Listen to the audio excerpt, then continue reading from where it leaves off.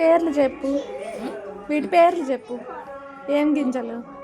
ఇవి పళ్ళలో, ఇవి అవిసి గింజలు, ఇవి ఎర్రకందులు, ఇవి ఉద్దులు, ఇవి గోధుమలు, ఇవి ఎర్ర బియ్యము, ఇవి అలసందులు, ఇవి పెసలు, ఇవి బార్లీ బియ్యము, ఇవి సబ్బు బియ్యము, ఇవి నల్ల గుగ్గుళ్ళు, ఇవి ఎర్ర మొక్కజొన్నలు, నల్ల బియ్యం, జొన్నలు, బాదం పప్పు, ఇది ముంతమాడి పప్పు, పూల మొక్కన, సద్దలు, రాగులు, ఇవి జొన్నలు, ఇంకా గుమ్మడి గింజలు వేయాలా, ఇంకా నూగులు వేయించిపోయాలా, ఇంకా 3 ఐటమ్స్ ఉన్నాయి వేయించేటివి.